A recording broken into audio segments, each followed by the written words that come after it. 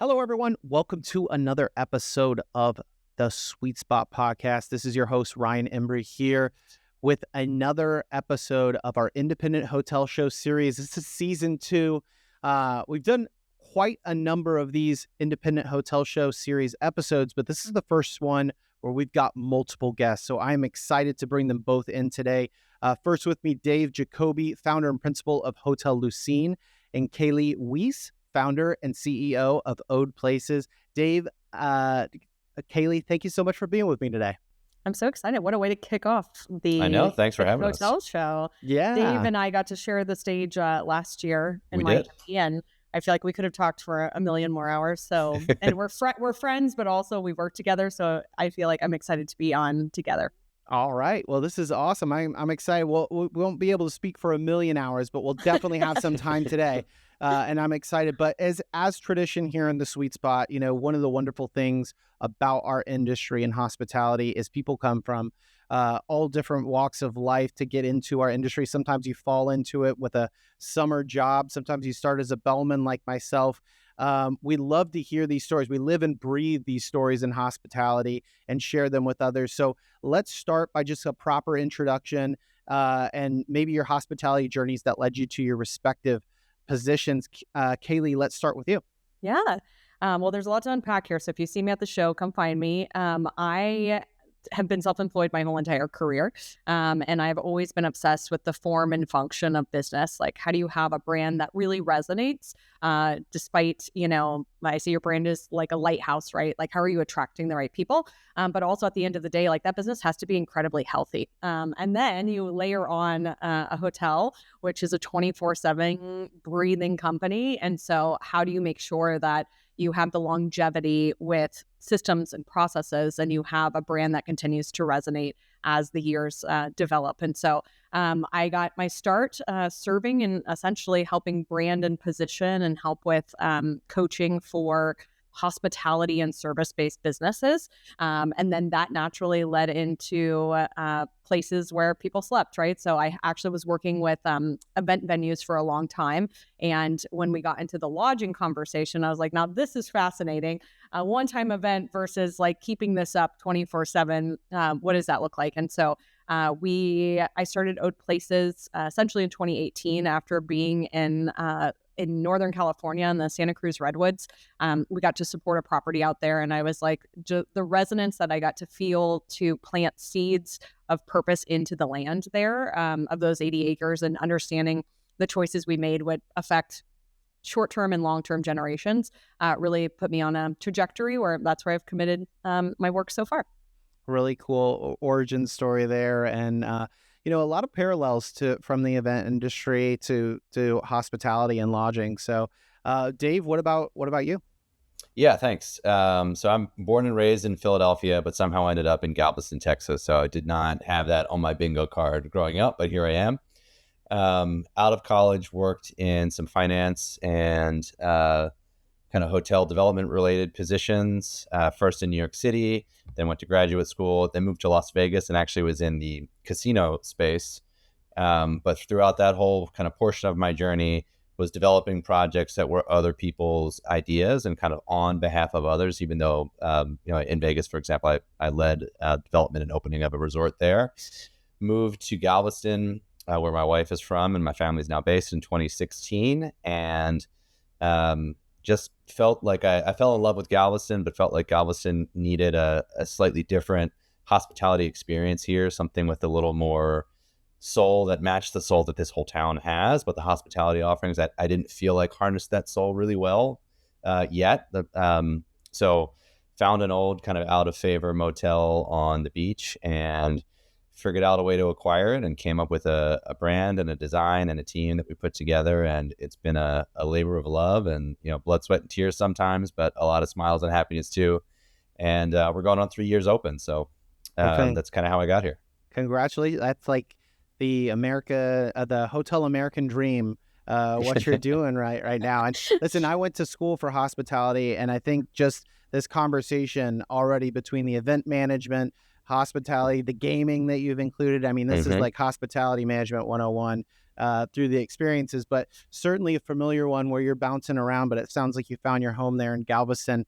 I was really excited about this conversation because it's very rare I get to talk to two guests that have kind of built their brands from the ground up, right? And I think this is a challenge and a task that especially independent hoteliers have to kind of face, and building their story and building a brand that resonates with travelers, especially today. So how important is branding and storytelling to connect with guests? Because I think that is what independent hotels strive to do, is create this connection that might be missing right now, and really hopefully leads to loyalty in the future. And what maybe advice would you share from your own personal kind of branding journeys? Dave, we'll start with you and then go to Sure. Kaleigh.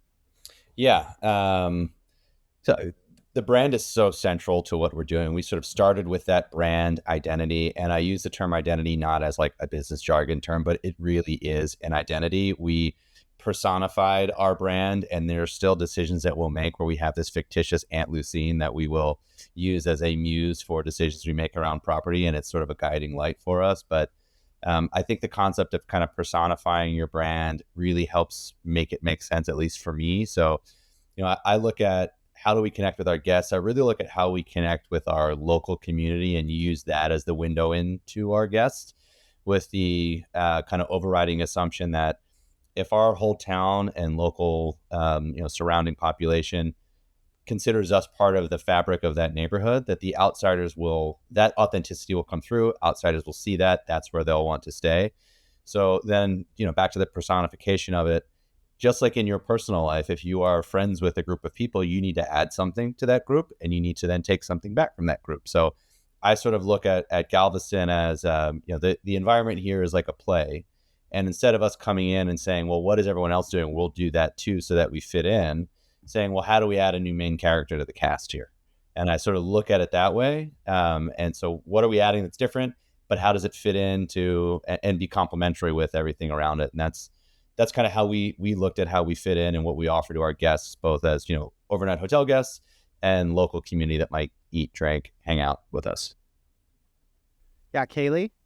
Well, I want to also compliment Dave and Keith have done such a phenomenal job at Hotel Lucine that they have a brand Bible, if you will. And I think that it is a testament to how the vision casting of, Aunt Lucine infiltrates the purchases that they make for design, the plants, the employees, the uniforms, how they want them to talk and walk, and all of that alignment, I think, resonates really well with attracting the right talent, but also attracting the right guests. And so I think having intentionality, I always say your brand is what other people say it is. So we have to remember that we have control over how we position our brands and what we want. So I think intentionality is first, which I think Hotel Lucine does. On the flip side of that, I think we have to be realistic about who is traveling and who is coming to the hotel, or who is also the consumer, obviously, on the B2B side. I usually like to pick 3 to 5 different personas. And I think that helps shape making decisions. We have a property we're working with right now that is on 12 acres. There's 43 cabins. It's primarily outside, right? It's like, okay, who is the ideal person who's looking for a property like this? And I think the clearer that you can get with that, it helps you understand where your revenue programming is going to come from. It helps you understand where you should put costs. Do they care about the amenities? Did they care about the soap? Do they want a robe in the room?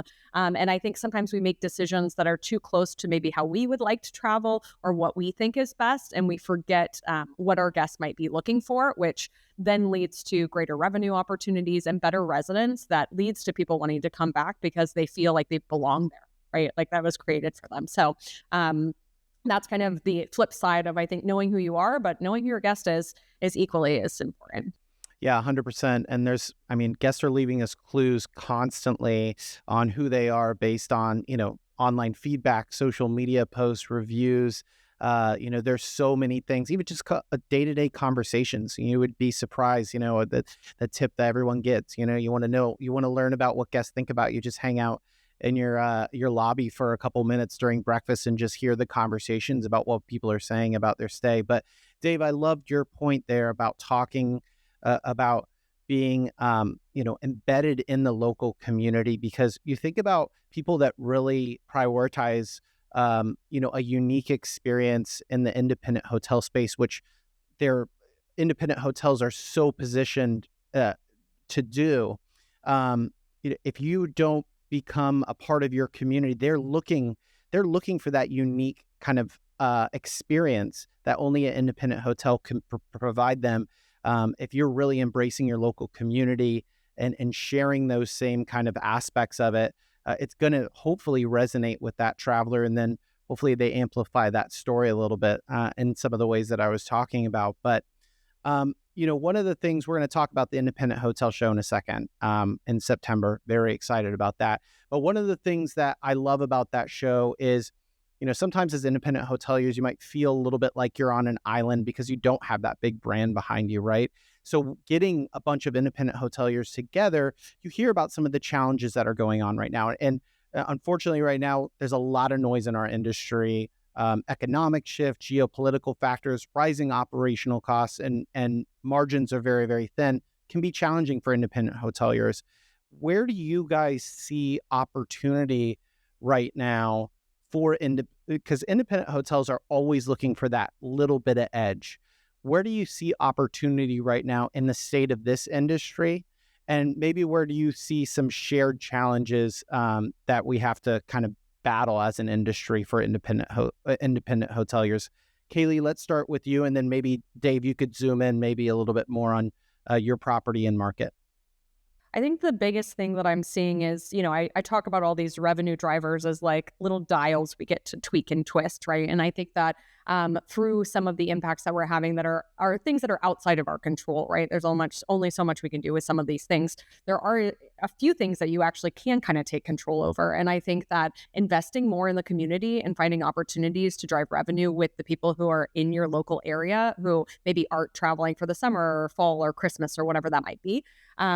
Through that event programming, it is not uncommon for us to go into a independent hotel and they haven't really ever thought about events, especially if they're under, let's say, 60 keys. Even 20 to 40 or 8 is a great number, because you have an opportunity to having a full buyout where you can have 40th birthday parties or a wedding or something like that. And that can be a huge revenue driver. And so I think as we look at shifts that are happening with, the average event or wedding right now is booking 100, or event is booking 120 days out. I think the average wedding is booking somewhere between 9 and 14 months out. You can start forecasting revenue a little bit more in control, and then focusing on your rooms and your distribution and shorter term pickup opportunities.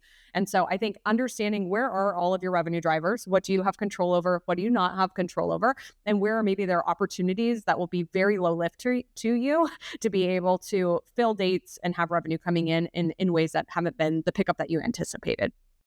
Yeah, and food and beverage, huge opportunity, and you're absolutely right, Kaleigh. It doesn't necessarily need to be travelers from outside of your market all the time. The hotel restaurant, I feel like, has got a bad rap for the last decade or so, but it's turning around, right? And it's a place where people want to be. It's a social setting where when people come, you might be hosting people in for the holidays or what have you, and you might find yourself at a hotel restaurant even if they're not staying there. So it's certainly a shift in what's happening right now, but especially for independent hotels. Dave, what about you? What have you kind of seen in your market, and maybe any creative solutions for some of these challenges right now? Yeah, I mean, I'll sort of piggyback off of what Kaleigh said a little bit there, but it's events, and Kayleigh sort of focused on booking events from, outside groups. I'll sort of look at it more as your internal event programming, I think, is also really, really important. And it's our kind of best way that we use to connect with our local community. And what that event programming can be so many different things. It sort of depends who you are, who is in your community, and how do you fit into your community? What do you offer? So kind of when I talked about earlier, you need to offer something back to your community that you're in. For us, that means a lot of live music. We're very plugged into the local live music scene, and we have a great curated music program every weekend night all year long. And then in the summer, we have a series called Sunset and Sounds, which is sort of larger bands that are touring Some are touring the US, some are based in Austin or elsewhere in Texas, and they come down to Hotel Lucine, and we put on free shows for hotel guests, the community, whoever wants to go. We do wellness events, and that might be cold plunges or sound baths. We'll partner with local organizations that want to do fundraisers or other events, and it's just a way to activate the space. It's a way for people that are not from your town to have a experience where they feel like they're integrated into what's happening in that community. It's a little more interesting for them as a visitor. And if you're staying at a large chain hotel down the street or in another market, they just can't deliver that. They don't have enough people with decision-making power that are in the community that are focused on that. It's just not the way they're built.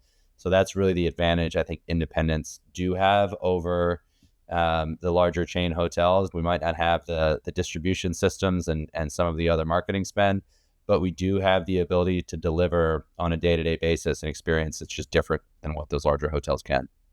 And I would like to comment that, we're seeing data around 3-hour drives being really hot, right? Sure. So I think sometimes you think you're marketing to the next nearest city or, looking for that destination visitor. I think really thinking about who are those markets that are within a 3-hour drive that are easy pickup for you once they know that you exist. And you've, again, pointed your lighthouse of your marketing and branding in their direction. I think that's a wonderful way to pick up opportunities for guests and community and events and things like that.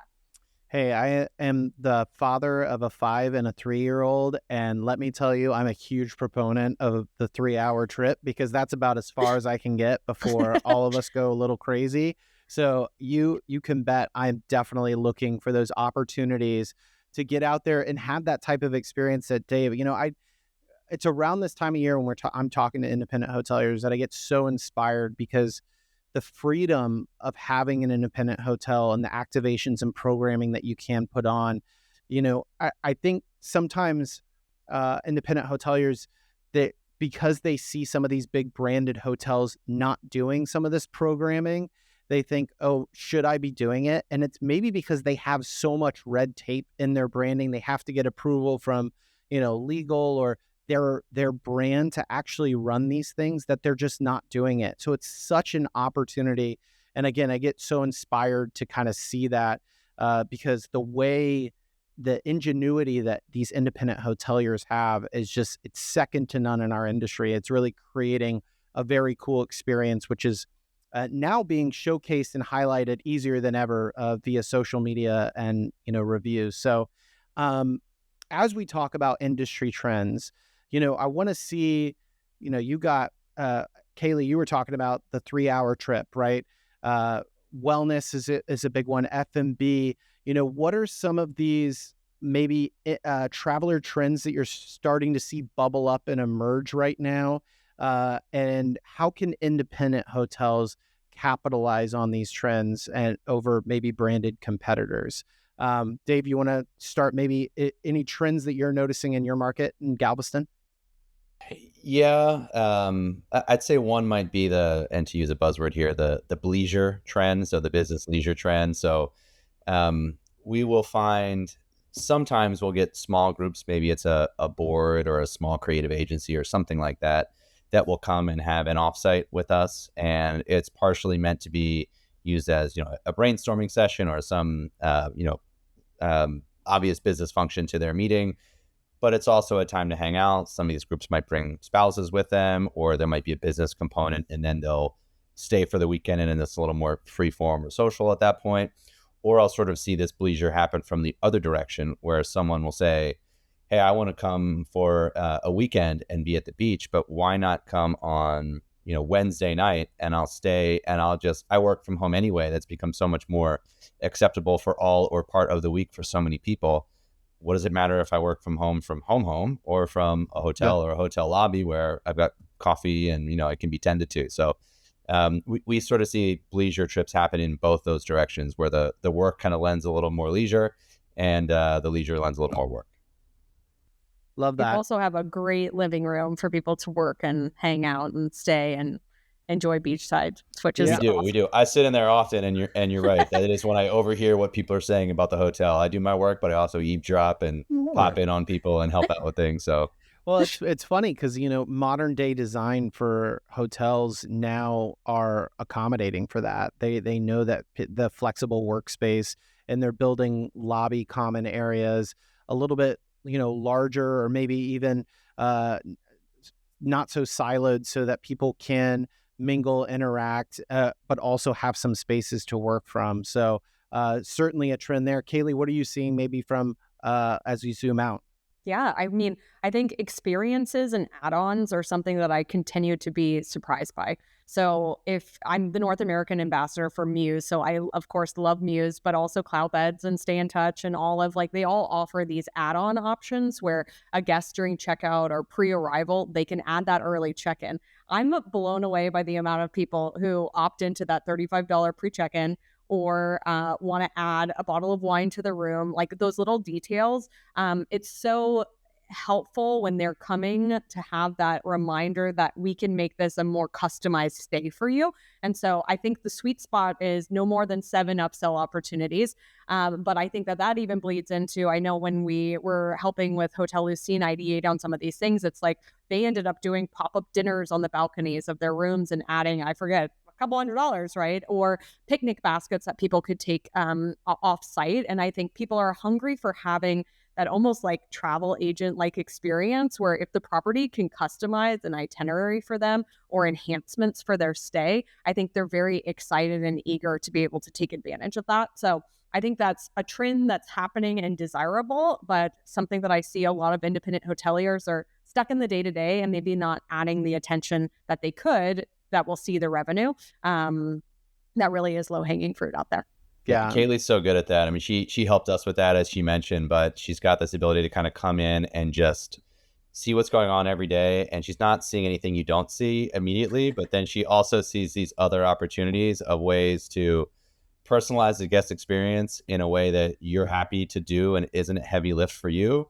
And the guest is happy to pay for it. And it's just such a win-win. It's almost like you get the surprise and delight moment right out of the gates, and the guest pays for it too. It's a great combo. Yeah. Yeah. Just a matter of training the staff and getting it on the website. Right. Well, very important, get the buy-in from the staff. But you mentioned that word personalize. I mean, that's what we've been striving for in this industry for a long time, personalization. And with the rise of, technology and AI, like I said, I put here, it's not a podcast in 2026 if we don't, use those words. I don't think anybody would listen if we don't talk about that or that buzzword, right? But I do want to talk about it because I think, especially with independent hotels, they might be more excited than most because it could figure out a way, they could use AI and technology to maybe shrink the difference or find that edge against a branded competitor, and maybe not feel so, just David versus Goliath in that sense. So, Kaleigh, have you kind of seen any competitive or creative uses of technology and AI in the industry, especially with independent hotels? And then maybe, Dave, you could share a little bit of your thoughts as well.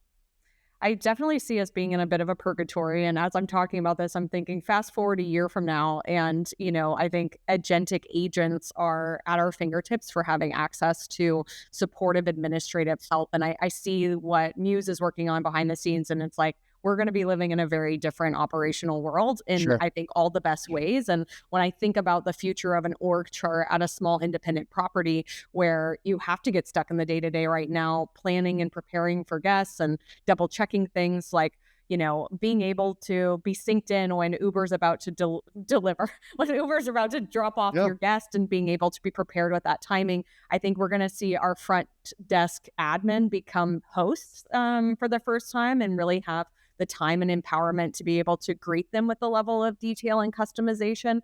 I also think the automations, I think we're going to snap that into being just such a helpful tool to ask the right questions or personalize the spaces. So I think currently it's very challenging, let's say, for an independent hotel to offer a pillow menu, if you will, for the right pillows that guest is going to want. But I think in the future, we're going to be able to have the opportunity for putting a time and attention into creating experiences that guest deserves that's customized based on various preferences or interactions. And so I think it's a really exciting time for actually hospitality to take back the spotlight. And that's why people join this industry, right? Is they love hosting people and giving people experiences. And I think sometimes the admin takes away from that, and I think that it's going to allow us to be more competitive when it comes to distribution. All of us didn't go to school to be revenue managers, right? And I think that is a calculated game, that to be able to have tools that can help support us and making sure that we're optimizing the proper ADR and pickup cost to be able to book our occupancy moving forward. I think it's a really exciting time. I think we're just in the purgatory of it right now. It's like at our fingertips, but we're not quite there. But I think about a year from now, things are going to feel like it's restabilizing in a really exciting way. Yeah. So Dave, from an owner's perspective, then, you just talked about how carefully you've kind of curated and built this incredible experience at Hotel Lucine. What is your thoughts on when you think about implementing, technology or some sort of new AI initiative into the guest experience, and how you make sure that doesn't impact your brand too much? I like the term Kaleigh used about purgatory. I don't think we're quite there yet. If you look at the amount of, certainly in the independent space, useful applications of AI in the day-to-day life versus the amount of words in print publications about AI, it's a massive imbalance there. To me, the right ways that AI can be implemented are ways that are invisible to the guests. So the example Kaleigh was using is one that I'm rolling out actually now in kind of bits and pieces, is how do you use AI to improve your day-to-day workflow? And for me, if it's, I can, unleash it on my Google Drive and have it pull a bunch of information and synthesize it and put a report together for that I can then give to our team. We've got better data, and that would have taken me 3 hours, but I let it run in the background for 10 minutes and it's done. Things like that to get better insights on your business, that can be done now. To the extent we can use AI to free up front desk agents, I'm working through a specific protocol on that now, just to get all the what's your pet policy, what time is check-in. We just get so many emails that are repetitive in nature to answer, and the front desk agent isn't always on top of it. Sometimes they're doing other things, and I'd rather they be eyeball to eyeball with a guest, acting as a host or hostess to the people that come in and providing person-to-person hospitality and not in the computer. We can free that up. You can do that now. So it's a matter of just setting the systems up and taking the time to do it. And you can set it up with as much automation or oversight as you want to do, but it's a matter of taking the time to actually do it so that you can free up those personal interactions. Because that's where we as independent hotels, I think, that's what people come to us for, is for that personalized touch and feeling like they're having a human interaction and they're not at a big corporate commoditized hotel. So, we want to give them that as much as we can. And I mean, I think human centric is so important. I think we can still remain to have a human centric business with these tools. I hear all the time people feel like they're so behind with using AI. And I guess even for those listeners today, it's like, I think you can relinquish the shame, because the speed in which AI is going to continue to grow.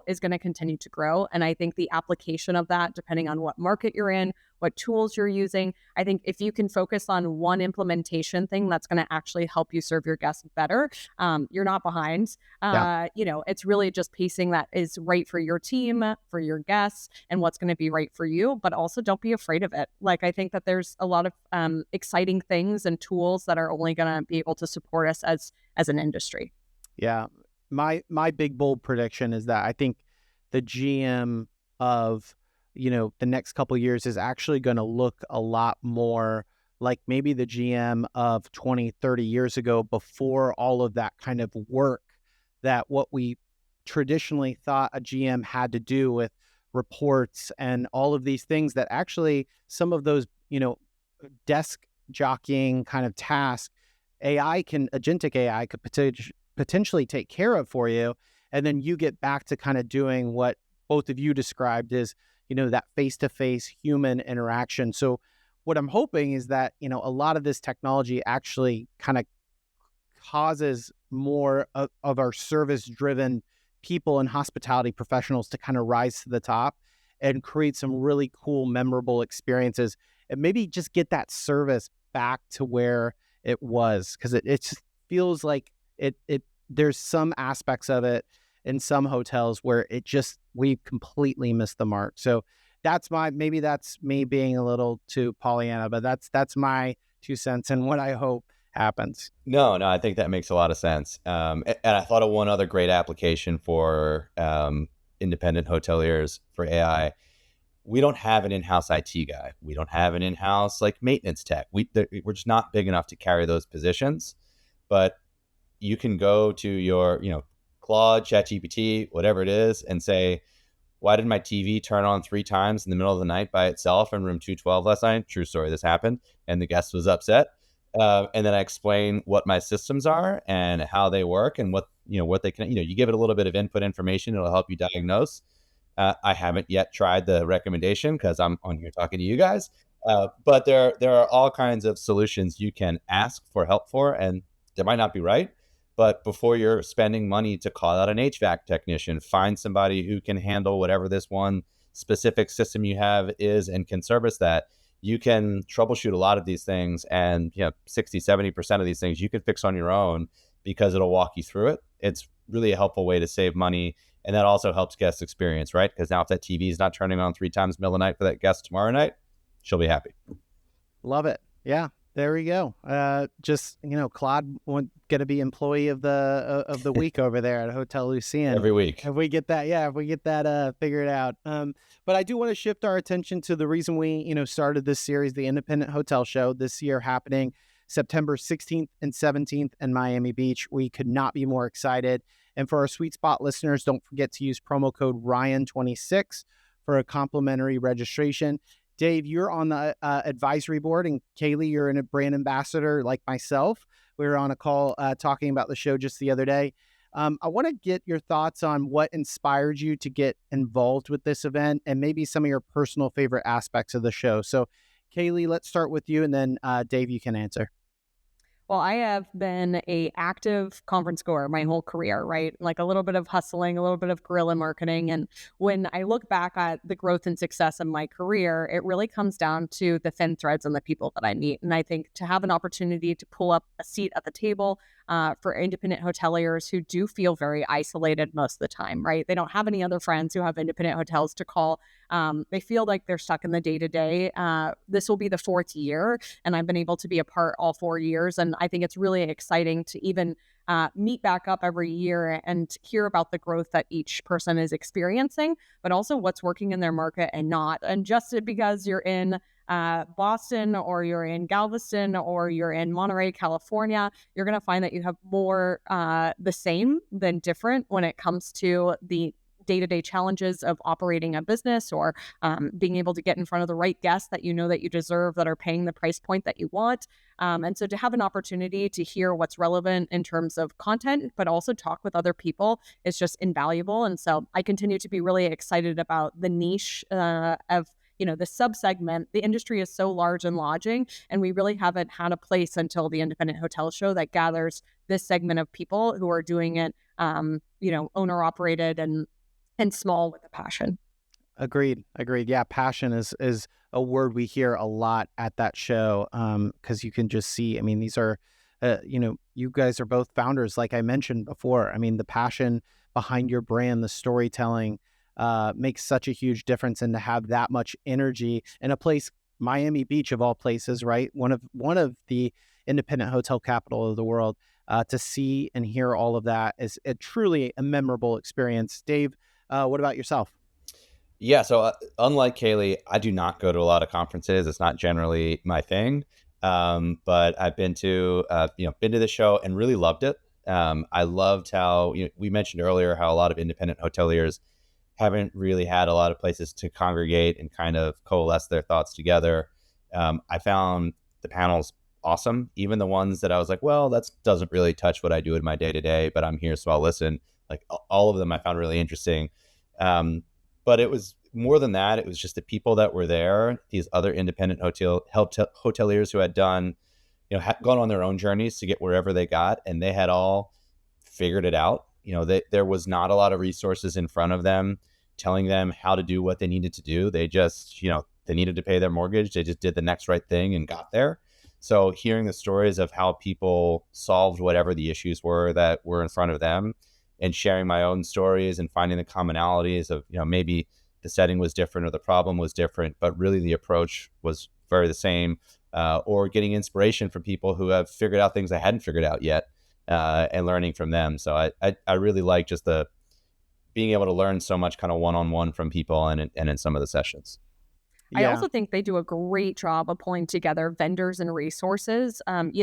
It is not uncommon for an independent hotelier to go to Costco for some of their sundries, or order on, Walmart.com or Amazon. And I feel like there really are great resources out there that are made for independent hoteliers, and to bring them into the room to have a conversation around, cost savings or ability to be able to elevate the amenities that they have on site. I'm really excited because I think the show floor this year is going to be bigger and better than ever from what we were hearing, in preparation. And so I think it's a wonderful opportunity that people should allow time to walk the floor in addition to hearing the sessions, because those vendors can really change their bottom line quite significantly with implementation.